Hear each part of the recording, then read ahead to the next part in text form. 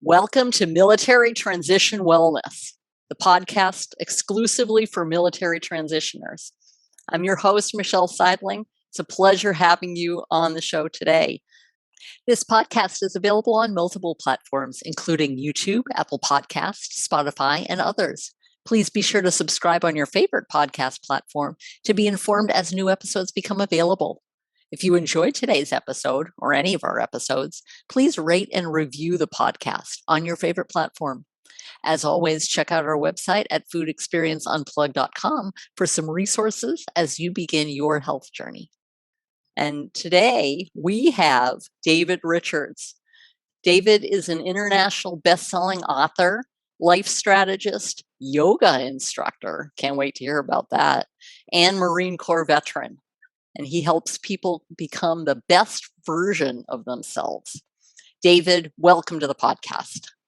Michelle, thank you so much. It's a pleasure to be here. I'm excited to talk with you about transitioning and everything else related to the military and getting out. Oh, fantastic. Well, to begin with, will you tell us about yourself?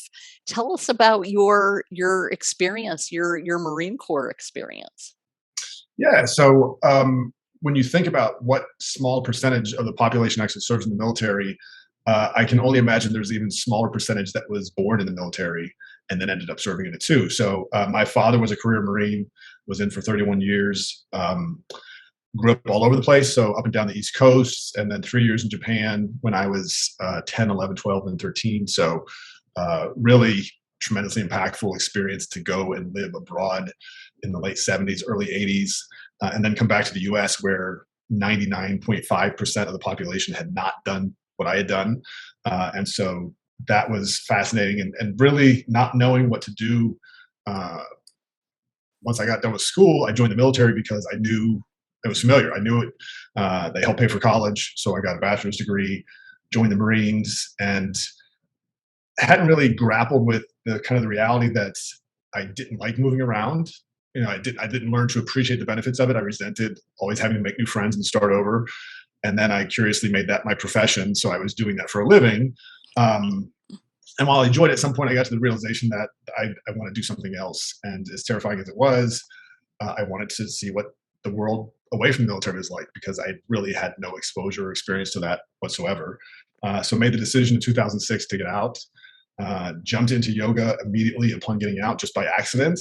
Fell in love with it, and that has been a tremendous part of my practice. So I became a yoga instructor 14 years ago, and then just got to a place where I realized I wanted to tell more of my story. Wow, that is amazing. Now you're a book author as well. I am. I've written 2 books, Whiskey and Yoga, about finding your purpose in life, and then The Lighthouse Keeper, A Story of Mind Mastery, and I'm working on book number 3 right now. Ah, nice. Okay, so they're all yoga and mindfulness related. Certainly mindfulness related. The third one is a bit of a surprise. It's going to be a love story, but didn't think I was going to go for that genre, but I'm really excited to tell it. So it's going to be good. Okay. All right. I won't make you reveal any of the secrets there yet. No, I'm just telling my subscribers to my blog what it is right now. So I'm not going to share too much with you, but it's all good. Oh, wonderful.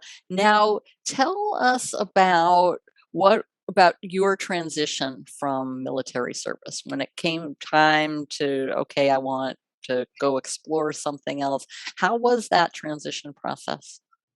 Yeah, it's really difficult because the military, there are really 2 vehicles for transition. There's TAPS, which is the Transition Assistance Program, and that is run on base, and it's where they tell you the stuff that you are going to experience when you get out. But it's not a great way to prepare you. It just tells you this is the stuff you need to do, this is stuff you need to look out for, but it's not really kind of helping you transition into civilian life. It doesn't talk about the boundaries of civilian life compared with, the austere kind of regulations and the tons of regulations and rules you have in military. And then there's recruiters. There's there's recruiting companies that cater towards military. Certainly in my experience in recent years, the veteran awareness has really increased. And so companies are much more sensitive to looking at veterans and hiring veterans. But 15 years ago, it wasn't as adept or as well thought out as it is now. And so it's really, I was an artillery officer, and then I switched to communications about midway through my 15-year career. And but at that point, I wasn't learning the stuff. I wasn't learning like entry level networking. I was learning network management kind of stuff, and so it was a different perspective. And then I got another specialty about being like a staff planner, so kind of mastering or focusing on operations and strategy. And there is no good way to really understand how those skills translate to the civilian world. Because when you look at the civilian world, they're looking for managers, or they're looking for architects, or they're looking for program managers or project managers. And in IT, it's kind of easy because IT is hot. And if you're going to be a go-getter in the military and go get a Cisco certification, for example, you can instantly, once you get that certification, leave the military and make 3 or 4 times what you're making in the military. So it's an easy transition to make. As an officer, it wasn't that clear to me because I didn't speak civilian, quite frankly. And so that is a difficult adjustment to make because you're used to talking about platoons or units. And you're thinking in a way that a lot of companies don't necessarily think. And so that's kind of the awkward part of making the transition. Well, how do I learn to speak civilian? Because especially coming out of the military as a kid and then joining the military, I spoke professional military pretty much my entire life. Mm, okay. Now, talk to us about the wellness aspect of transition. You mentioned as Yeah. far as wanting, deciding what career and speaking civilian, and but now on the wellness aspect of it, what was that transition like for you? There wasn't, at least for me, there wasn't a significant aspect to it. There wasn't anything about necessarily processing being in combat or processing losing people in combat or processing how you prepared to kill other people. There wasn't a lot of, there wasn't just that wasn't really there, and it was kind of. And I don't really have a great memory of it, but that just suggests to me it wasn't evident. But there was no one saying, "Hey, if you feel like this, here's some resources you can talk to." And back then, and again in 2006, I know from a military perspective, we had kind of gotten really sensitive early in probably 2003, 2004 to wounded people coming back from Iraq and Afghanistan, and making sure that we supported them when they were in the medical hospitals outside of DC. That's where I was stationed at the time. Um, and I think there was a kind of awareness. Oh my gosh, there's a psychological impact of doing this too, and traumatic brain injury for people coming back and things like that. But getting out, it felt pretty shallow in terms of here are resources you can look at or here are resources you can go to. I would say, and again, I don't want to whitewash the whole thing. I just don't have a great memory of that 15 years ago. But at best, it may have been, hey, the VA is an option. Like if you have something going on, go to the VA. Well, the VA is not the most efficient machine in my personal experience with it. And I would contend a lot of veterans might feel that way. It's a government bureaucracy, and there's a design of what the government's meant to do. It's not necessarily about providing the best optimal healthcare for people. Mm, okay. So there were, it sound from what I understand, it sounded like maybe there are a few resources from a mental health perspective, but in terms of wellness, you're basically on your own as far as you transition from military Yeah, service. I mean, there was nothing about one of the things that one of the big differences people should appreciate is in the military you were told, certainly in the Marines, you're a Marine 24 hours a day, and the basis for that is you don't have to be in uniform to do something. Like if you do something stupid in uniform, it's one thing. If you do something stupid and you're not in uniform, it's not going to say David Richards did something stupid in the newspaper the next day. It's going to say, this Marine did something, and that's a big deal because you have to think about how you act all the time. When you get out, there's a sense, well, you don't have to do that. You get to be you 24 hours a day, and you can show up however you want to show up. Well, there's no, hey, go do healthy stuff. Like in the military, obviously, there's a lot of physical exercise. There's nothing that says, you know what, think about having a physical routine when you get out. Go to a yoga class or go to a Pilates class because you're used to group formation exercises or going to the gym. But it's in some ways, and certainly for me, it was like, I can kind of do whatever I want. Okay. But there wasn't anything necessarily guiding you to, hey, here's some resources available. Like no one said yoga, no one said cycling or anything like that. It was more about preparing you to function without necessarily thinking about the quality of how you're functioning once you got out. Mm, okay. So, and now you basically had to create your own wellness, essentially. Sounds like weren't not a whole lot of resources out there. So tell us about that process where you kind of found yoga, found mindfulness, found other aspects of wellness that were helpful for you in transitioning. Well, one thing I'll say to go back to my time in Japan, being exposed to kind of Eastern philosophy for 3 years, I really got curious about meditation pretty early in life. And so I started reading books on Shambhala, this mystical Tibetan city, probably when I was 14. And so I would try to meditate because I didn't really know what it meant, but like the books I was reading just said, take all the thoughts out of your mind. And so I tried to do that as a kid. And I was like, okay. And that was one thing I was able to take with me once I got into uniform was I remember being in Somalia and not having anything to do. We weren't on patrol. We weren't doing anything that day. But it's Somalia, so it's right off the equator. It's scorching hot, and just trying to meditate to take my mind off the heat. And so I carried that with me. I wrote a little bit the later part of my career once I kind of felt like I could accept that I like writing was a passion of mine, and I didn't have to give it up just because I was in the Marines. Um, and it may have actually happened the weekend. It may have been sequential, but I left active duty on a Friday. I got to my parents' house here in North Carolina on a Saturday, or later that Friday, and either that night or the next day, I read a Sports Illustrated article about NFL players using yoga to strengthen their midsections. And I lift weights pretty regularly, and so I thought, okay, I'll try yoga, and maybe that'll help me stretch and loosen things up for weightlifting. And so I went to my first class, and it was a gentle yoga class. And gentle yoga just means there's not a lot of stress in the body, so you're not exerting yourself really. And I thought, okay, this is pretty kind of lame because I didn't really sweat. I'm not sure what I was like. I'm not sure what was supposed to happen. But I figured I'd give it another shot. So I went to another class 2 days later, different instructor, different style yoga.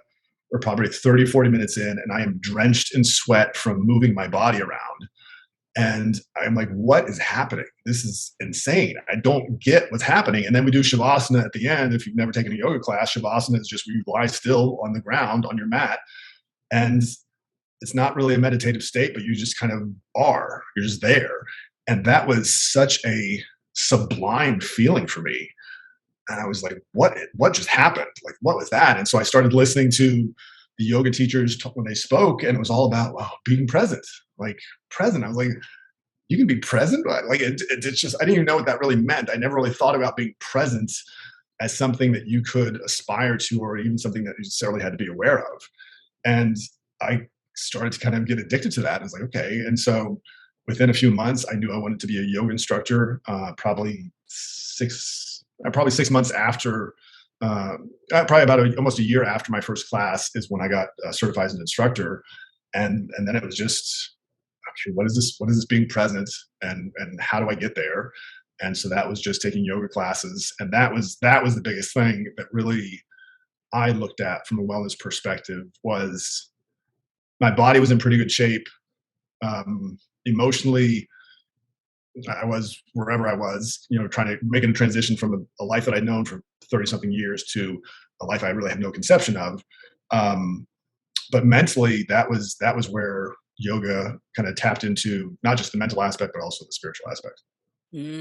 Okay. So that kind of yoga and mindfulness, that kind of bridged the gap, it sounds like, Yeah, between the your Marine career and then the all the unknowns of getting out of the military. absolutely. Oh, fantastic.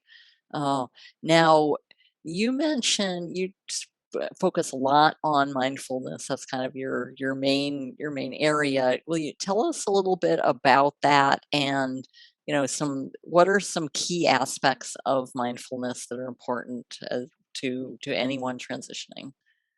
Yeah. So certainly transitioning, you are between going to boot camp or going to officer candidate school, all the different iterations of that. In the military, you're trained to put others before yourself. And that's the whole point, right? Is there's always something worth sacrificing for, and there's something bigger than yourself to aspire to or to commit to. And getting out, it's almost the reverse. getting out, you have to kind of fend for yourself. Like no one's gonna like whatever you got in the military, no one's handing that stuff out. You have to go find it. You have to go produce it and create it yourself. And that in some ways takes a different muscle. Like that is a different muscle to stretch. Mindfulness for me, the biggest way I explain mindfulness to people is pattern interrupts. And what you realize as you go through life is you create patterns, your patterns create habits, and you have this system of how you get through life. And it could be something as simple as whenever you have a rough day, you go home and you drink 2 beers. Or it could be whenever somebody says something to you, it triggers you to respond a certain way. And mindfulness is really about you have a choice. You have absolute choice and control over how you respond to a situation. You may think that you don't, you may believe that you don't, but you absolutely do. And when you get to a mindful place and a present place, what you realize is when you hear something that someone says to you that previously would have triggered you, you realize it's saying something about them. It's not saying something about you. And so when you create that mindfulness in that space, you get to choose how you respond to that. And that's really the beauty of what yoga has taught me is I get a choice to how I respond to situations, how I respond to people, how I even respond to myself.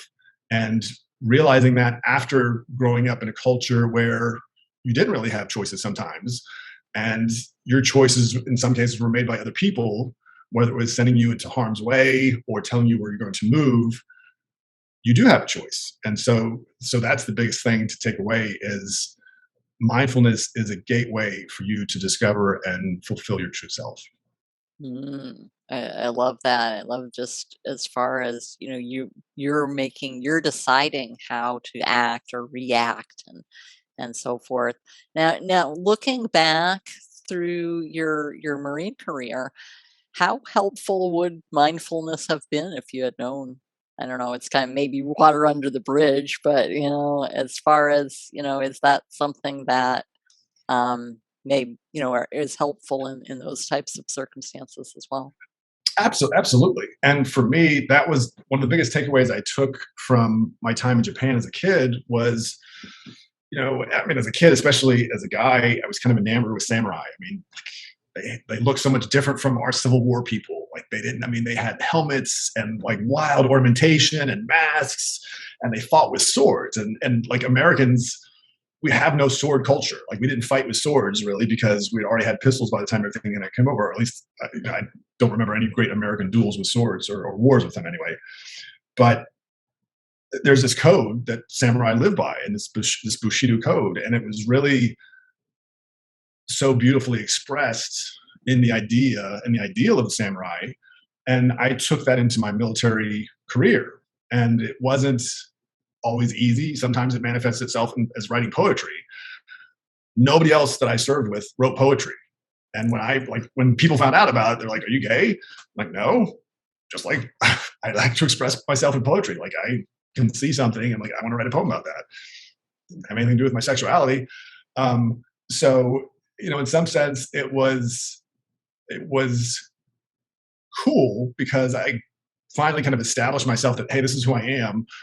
I'm not going to do or say the things everybody else is going to say because I have this deeper sense within me that I'm trying to nurture, and I can do that within the military. But it means I'm also going to write and do things like that. And eventually, it was easy. I got accepted, but I also always appreciated that I was somewhat out of place in some ways because there just wasn't a lot of people to talk about poetry with in the military, and yet that was my community too. So. Okay, so you had that additional piece that helped you in that Yep, aspect as for well. sure. So, absolutely, that's fantastic. Now, um, you mentioned as far as having you're creating the best version of yourself, and you talk a lot about vision and things of that nature. Will you kind of share with us a little bit about as people transition from military service, how do they create the best version of themselves? Yeah. So the easiest thing to start with is something I picked up from Tony Robbins, and it's the wheel of life. And it's basically that if you just imagine a wheel, it could have, or pizza pie, if you're a visual learner, imagine a pizza pie in front of you on a piece of paper.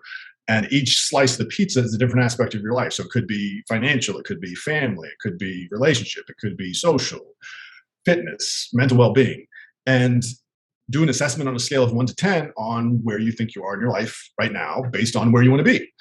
And what you'll find is most people, when they do that, their wheel is clunky. You may be a 4 in one category and you could be a 7 in another category. Well, we all want to, ideally, I believe, we all want to aspire to getting a 10 so that we have a nice smooth wheel, but do that in every facet of our life. Well, how do you do that? It takes time, it takes focus. But the crazy part is it's all up to you. No one, I mean, you can certainly learn from tools, and I've done tremendous, I've read tons of books. I'm doing a Tony Robbins event this coming weekend, in fact, but you have to do the work. And that's the cool part that I kind of took away from getting out of the military was, oh my gosh, I can absolutely create my own life. I can dream as big as I can imagine. And then it's just a question of, okay, who do I need to be to accomplish that dream? And once I kind of connect those two pieces, what happens is this magical thing is that I get really clear on what I need to do to become that version of myself. And what I mean by that is, if I have this idea that I'm going to run the New York Marathon, for example, or I want to finish first in the marathon, person who does that, I'm going to surmise probably doesn't drink beer or alcohol. Not very much. I mean, it's just those two don't seem conducive when you know alcohol inhibits oxygen absorption through the body, the other effects of alcohol. So if I'm a drinker and suddenly I say, you know what, I am compelled, I have this dying urge or this unfettered desire to run and finish first in the New York City Marathon, I'm stopping drinking. Okay, it's easy to do because you realize to get one, I have to give up the other. And most people, where I think are challenged sometimes in their lives, is they have a vision of who they want to be, but it's not big enough to compel them to leave who they are. And so we don't like to be uncomfortable, which is why we stay comfortable with things around us until, if we have a destructive or unhealthy pattern of behavior in our life, it gets so small that we kind of scrunch ourselves in, and then something breaks and we have a breakthrough, and then we'll change. But if you can find something that you care enough about, that you're passionate about, that you're driven enough to find, then you're going to be like, okay, I will do whatever it takes to become that version of myself. I don't care if I have to, downsize my house. I don't care if I sell my car. I will do whatever it takes to do that because that person excites me and I know I can do it. Okay. So how was your creation, I guess you'd call it, of as you've created the best version of yourself? Or maybe that's just a hard question. If the question is how have I created that version of myself, it's getting an ultimate purpose for your life, an ultimate vision for your life. And once you get those two things, you get really clear on what you need in your life and what's no longer serving you in your life. And for me, that's helped me get clear on my eating habits. I started working with a nutritionist 5 months ago. Wasn't planning on it, but lost 15 pounds, more energy than I've ever had in my life. My workouts are getting stronger. My focus is off the charts. And plus, I never appreciated how much I would enjoy cooking my own food.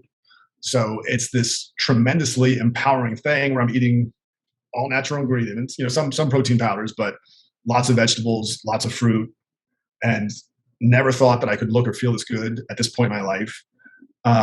But that's all connected to this vision and this purpose of where I'm going. And doing that means that, I don't go out on weekends and drink. That has no interest for me. I don't need alcohol. It doesn't provide me a service or anything. I go out and I work out. I go out and watch movies with friends. I do things to feed my mind, nourish my soul, as opposed to providing me comfort and keeping me held back in some way. Okay. Now, kind of reflecting back from when you transitioned from the military, how did you have any vision, or were you focused on creating the best version of yourself, or did it take a little bit of time before you really recalibrated, so to speak? Yeah, I had no idea, and it was, and again, it was. I was entering a world that I had no exposure to, limited exposure. I was a consumer. So I would go to gas, I'd go to Walmarts, I'd go to movies. But in terms of business, in terms of living in civilian world, I had no idea. And so honestly, for the first 5 or 6 years, it was just like, okay, what did I learn this week? And how's that different from what I learned in the military? And it was kind of this process of sorting stuff out and getting to realize that people aren't always out for the team effort. Some people are out for themselves. Some people are great team players. Some people aren't good team players. And so there was a lot of sort of this translation during my transition to understand things. And then after maybe 6 years, I stopped doing that. I started to get back into writing and the idea of pursuing my writing career again. But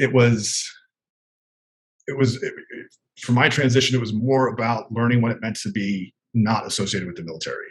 And for me, that's why it kind of slowed up my vision looking. And part of that was doing the yoga and kind of understanding what it meant to be a yoga instructor and what that journey is meant to be. And you hear people say in the community that you're not kind of considered a guru until you've done yoga for 12 years. And you don't really understand when you're 5 or 6 years in what that means. And then you get to 13 or 14 years, and you're like, okay, I understand. It takes time to really kind of get to that place. So for me, the transition was understanding a world that I had very little exposure to. And really, it wasn't until I read in late 2016, Napoleon Hill's Think and Grow Rich, and the first or second chapter of that book, which I recommend to everyone, he asks you, what is your purpose in life? And Michelle, like, I never thought my life had a purpose. Never thought it. And I was stunned. I remember I read that and I was like, what? What did this man just say? That's incredible. And I grabbed a notebook and I wrote a purpose. I'm like, purpose statement. And that's what inspired me to write my first book. And it was like, holy smokes, that is so cool. And that opened up the vision and purpose part of my life. And it was like, oh my gosh, wait, I can do some architecting here myself. No one told me that before. That's pretty cool. And that springs up this well of energy, this well of curiosity, and even kind of the well of possibility. Like, how big can I make a dream? Like, and if I can visualize it, I know I can do it, I can achieve it. All right, well, let me get really creative and start thinking through some ideas. So that was a super exciting point, but absolutely, it took some time. There was certainly a journey, and it wasn't always clear to me that I was going to get there, but that's the persistence of pursuing something. Absolutely. Now I don't know, in a way it's kind of surprising because thinking all of your years of Marine service, you're traveling the world, you're having all these different experiences, but yet you didn't feel like you had a purpose in life. That's Yeah. kind of a little I don't know if is that a catch 22? Maybe not. I don't. Well, I think the reality is when you serve, what are you really doing? You're taking an oath to defend the country, but you're taking an oath before God. And that's, very few people in the world do that. I mean, it's just a fact. So you realize that your life isn't necessarily in your own hands. So your purpose is to some extent governed by the actions of others. I didn't choose to go to Somalia. I was told you're going to go there. I didn't choose to do the things that I did there, but basically those are the things I had to do. And certainly I made some choices, obviously, but from that bigger architect motion of serving something and being in the military, the purpose is whatever you're told you have to accomplish and your ability to accomplish it. But that is, again, about something larger than yourself. And so kind of making the transition and realizing, wow, the individual is just as important as the unit. In some way, it's more important because the stronger the individual, the more they can bring to the unit. It was a different way to kind of cultivate a mindset that I think has made its way into the military some, because I know there's more yoga instruction taking place. I've participated in classes where active duty military have come in to learn how to teach certain types of yoga so they can go back to the units and teach it. But it's a process and a journey for sure. Okay. Wow. Yes, absolutely. That's just that's interesting that because you just have a different your focus, it sounds like it just shifts a little bit. You're more in the okay, you're telling me to go to this area or do this versus hey, I get to make the decision. I get to decide what I'm going to do with my life essentially. Yeah, absolutely. And I would say that's true for everybody in the military. I mean, you can't serve in the military with selfish intentions, because if you do, the unit breaks down. But more realistically, if you do, people are going to recognize it and they're like, well, that's not the kind of person you need in the military, because you need someone who's willing to serve something larger than themselves. I mean, that's the biggest difference, I think, between being in the civilian world and being in the military. Is in the military, you are committed to serving something besides yourself. Mm, absolutely. Um, now with um is there anything from a wellness perspective that you wish you knew when you transitioned out? If you could look back on your former self, I guess, versus your current and or future self. I certainly wish there had been an easier way to talk about transitioning, because I felt like at the time a lot of it was kind of trying to move furniture in the dark. Mm, And even even working for an amazing company, but getting out of the time, they didn't have a robust veteran support program. It's certainly grown over the time. I had the opportunity to lead it nationally a few years back, um, but those things were kind of rudimentary early on, and that was because there's sort of a trickle effect when you have a conflict like we did in Iraq and Afghanistan, and then you start having casualties and people start coming out. Well, initially that may only be tens or twenties of people who are forced out because of what happened. They can't continue to serve.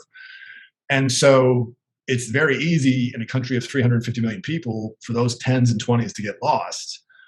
As the wars evolve and shift, and either more people are getting off active duty sooner because of drawdowns or because of injuries, then there's a raising of the awareness, kind of the consciousness of the country that, oh my gosh, these are people that we may not have directly sent to war, but we certainly supported them going over there.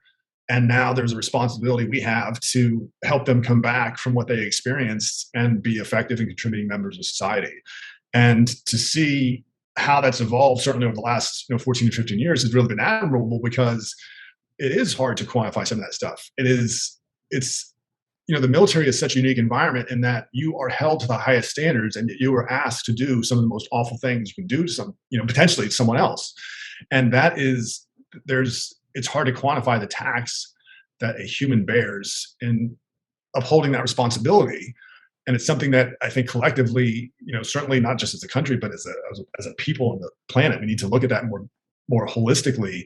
What is the impact of this incredibly small amount of the population of the planet overall, who is asked to uphold and defend our fellow countrymen wherever you live? And at the same time, if it comes down to it, be as savage as possible in preventing someone from taking one of your countrymen's lives. mm, okay. That's really it's really a mental shift as well as Yep. other directions of wholeness. Oh, fantastic. Now, what are some things that for those who are just now transitioning from military service or thinking about it, what Yep. are some things from a wellness perspective that they should keep in mind? Well, the great thing is I feel like there's so many more resources out there. The cool thing is that it's really, the sky's kind of the limit. I mean, it could be anything from as simple as just getting massage work done, like to kind of loosening up this tension of carrying combat or carrying 50 or 60 pounds of stuff on your back for weeks on end. But don't be afraid to explore that, because there's so much available. I just this past week, there's a great little company here in Raleigh. There's one location, I think the founder one is in California, but it's called Happy Whole You. And they practice holistic healing that deals more with energy. And so they've got a Tesla coil, which is, if you don't know who Tesla is, he's worth looking up.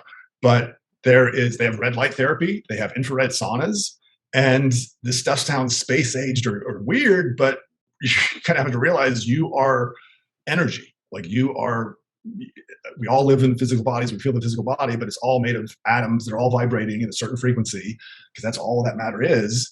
And so there's tons of resources. It could be doing something like that. It could be going to do yoga. It could just be going to groups. And certainly companies now have gotten much more sensitive and appreciative of the veteran service to the country. And they have, we have a great veterans group at the company I work with, and they meet regularly. Sometimes they get together for, beer drinking sessions, and it's just to unwind. I completely respect and appreciate that's where people are in their lives. If alcohol is a big deal, if it's not a big deal, but there's such a greater awareness now to helping people in that transition. And there's enough veterans who have made the transition now that they can also sort of catch people. And so one of the things, if you make the transition out and you go to a company, see what kind of veterans program they have, see what kind of veteran support program they have. if you go to the company, they don't have one. If there are other veterans, go to someone and say, let's stand one up. But I would say get creative and don't be willing to, or don't be afraid to explore and do something that you wouldn't ordinarily do, because I don't even think I even knew what a yoga class was while I was on active duty. I'm quite sure that I never physically saw a studio. It just did not register in my brain.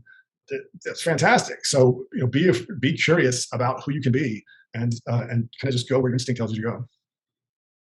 Fantastic. I love that. Just really focusing from a mindfulness perspective, and deciding now to kind of recalibrate yourself. Yep. Fantastic. Well, David, how can people get in contact with you? Yeah, so davidrichardsauthor.com. You can go there to subscribe to my blog, or my books are available there. They're also available on Amazon. I'm on David Richards Author for Instagram, and David Richards A2 on Twitter. Fantastic. We will include all of those in the show notes. David, it's been amazing. It's been an amazing transition to hear your transition. And we certainly hope that that's something I'm sure has resonated in your journey to help others in their transition from a wellness perspective. So thank you so much, David. Michelle, thank you for having me on, and thank you for doing what you're doing. I really appreciate it.